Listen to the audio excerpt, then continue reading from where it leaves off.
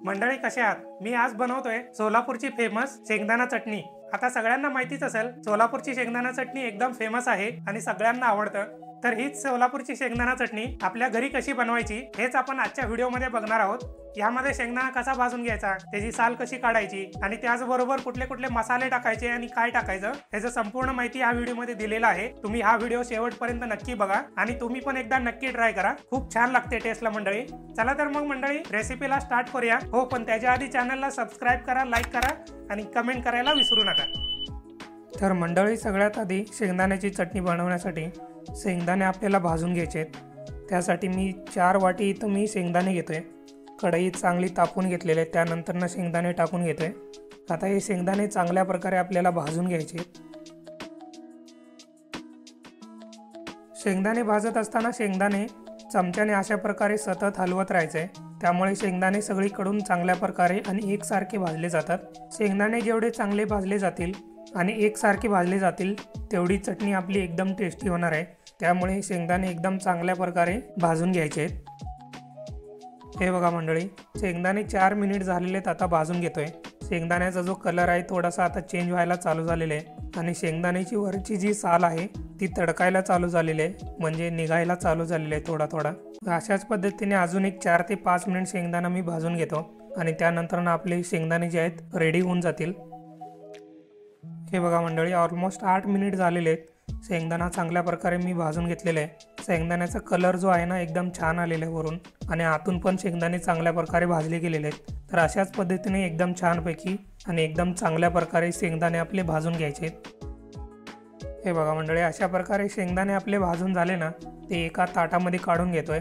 या ताटामध्ये काढून ना हे शेंगदाणे एकदम थंड करून घ्यायचे आहेत। शेंगदाणे थंड होण्यासाठी तुम्ही टेबल फॅनच्या समोर वगैरे ठेवून किंवा हवेशीर ठिकाणी ठेवून थंड करून घेतले तरी चालेल, पण शेंगदाणे एकदम थंड झाले पाहिजेत।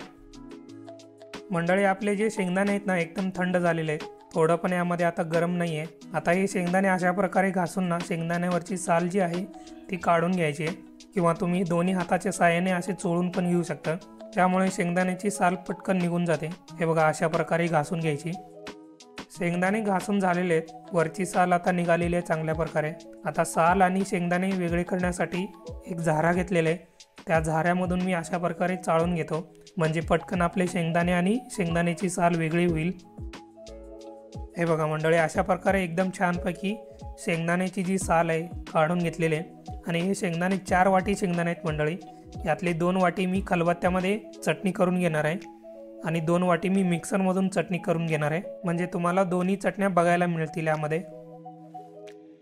आता मी इथं 1 वाटी शेंगदाणा खलबत्त्यामध्ये टाकून घेतो। खलबत्ता लहान असल्यामुळे 2 वाटी शेंगदाणे यामध्ये बसणार नाही, त्यामुळे 1च वाटी शेंगदाणे यामध्ये टाकून घेतो। आधी 1 वाटी कुटून घेतो आणि त्यानंतर दुसरी वाटी शेंगदाणे मी यामध्ये कुटून घेतो, म्हणजे 2 वाटी आपले टोटल शेंगदाणे कुटून होतील। हे बघा मंडळी, अशा प्रकारे एकदम छानपैकी आणि जाडसर अशी शेंगदाणा मी कुटून घेतलेले आहे। अशाच पद्धतीने दुसरी वाटी पण आपल्याला कुटून घ्यायची आहे, म्हणजे टोटल 2 वाटी खलबत्त्यामध्ये कुटून घेतोय। आता शेंगदाण्याचा कूट आहे ना मी एका प्लेटमध्ये काढून घेतो आणि त्यानंतर दुसरी वाटी पण मी चांगल्या प्रकारे कुटून घेतो खलबत्त्यामध्ये।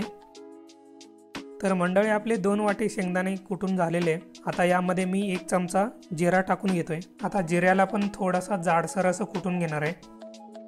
हे बघा मंडळी, अशा प्रकारे एकदम छानपैकी आणि जाडसर असं जिरा कुटून घेतलेलं आहे। आता यामध्ये अर्धी वाटी लसूण टाकून घेतोय। लसणाला पण चांगल्या प्रकारे जाडसर असं कुटून घ्यायचं आहे।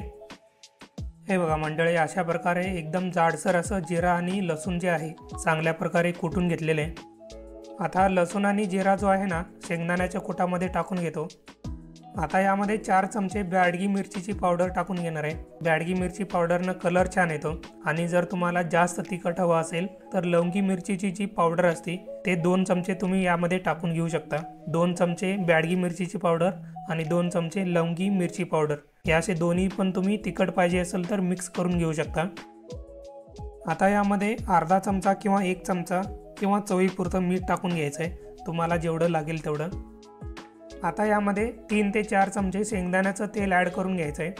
शेंगदाण्याची चटणी असल्यामुळे शेंगदाण्याचंच तेल यामध्ये ॲड करायचं आहे, दुसरं कुठलंही तेल यामध्ये ॲड करायचं नाही आहे। आता हे सगळं चांगल्या प्रकारे मिक्स करून घ्यायचं आहे।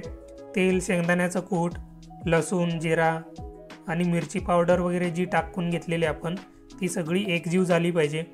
तर अशा प्रकारे एकदम छानपैकी मिक्स करून घ्यायचं आहे। हे मिक्स करत असताना तुम्ही तुमच्या हाताने पण हे मिक्स करून घेऊ शकता।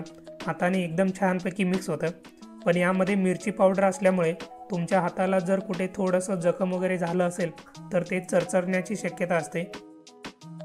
त्यामुळे तुम्ही हाताला ग्लव्ज वगैरे घालून हाताने मिक्स केलं तरी चालेल। हे बघा मंडळी, मी इथं हाताने करतोय। मला हाताला कुठल्याही प्रकारची जखमा वगैरे नसल्यामुळे ना मला काही प्रॉब्लेम नाही आहे। त्यामुळे तुम्ही करत असताना थोडीशी काळजी घेऊन करा।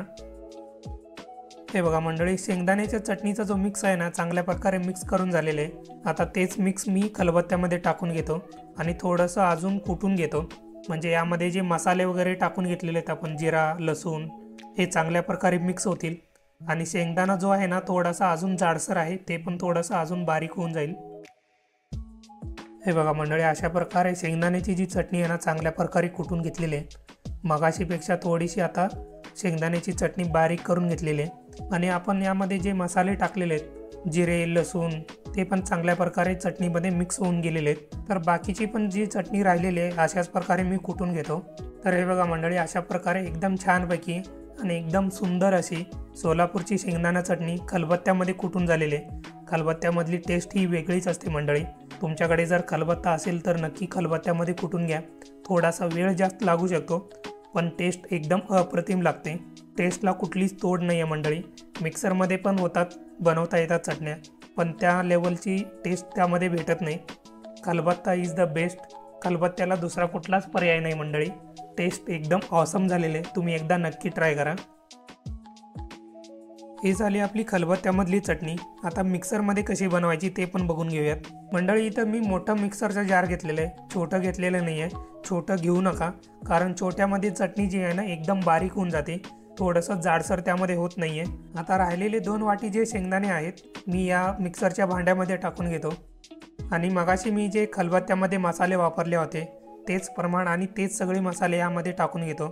4 चमचे बॅडगी मिरचीची पावडर, 1 चमचा जिरा आणि अर्धी वाटी लसूण, आणि त्याचबरोबर 3 ते 4 चमचे तेल पण यामध्ये टाकून घेणार आहे। आणि सगळ्यात शेवटी चवीपुरतं मीठ, अर्धा चमचा किंवा 1 चमचा जेवढं लागेल तेवढं तुम्ही टाकून घेऊ शकता। आता हे सगळे मसाले टाकून झाले की मिक्सरचं झाकण लावून घ्यायचं आहे। मिक्सर चालू करायचा आणि मिक्सर फक्त 2 ते 3 सेकंदासाठी फिरून घ्यायचा। त्यानंतरनं टोपण काढून घ्यायचं आणि चमच्याने काय करायचं, आतली जी चटणी असती चांगल्या प्रकारे मिक्स करून घ्यायची। म्हणजे मिक्सरमध्ये काय होतं, खालच्या साईडला चटणी एकदम बारीक होऊन जाते आणि वरच्या साईडला एकदम जाडसर अशी राहते। त्यामुळे हे मिक्स करून घ्यायचं आणि परत झाकण लावून 2 ते 3 सेकंदासाठी मिक्सर फिरून घ्यायचा। परत टोपण काढून चेक करून घ्यायचा आणि चटणी चांगल्या प्रकारे मिक्स करून घ्यायचं। असं तुम्हाला 2 ते 3 वेळा करावं लागतं मंडळी। हे बघा मंडळी, 2 ते 3 वेळा केल्यानंतर अशा प्रकारे आपली जी चटणी आहे मिक्सरमधली रेडी झालेली आहे। हे बघा मंडळी, मिक्सरमधली जी आहे चटणी आहे ना एकदम बारीक पण झालेली आहे आणि काही मोठमोठे दाणे पण राहिलेले त्यामध्ये। ह्याच्यापेक्षा खलबत्त्यामधली एकदम भारी झालेली आहे, टेस्टला पण एकदम भारी झालेली आहे आणि ती जाडसर व्यवस्थित आणि एकसारखी झालेली आहे। तर मंडळी, अशा प्रकारे तुम्ही मिक्सरमध्ये पण करून घेऊ शकता आणि खलबत्त्यामध्ये पण करून घेऊ शकता।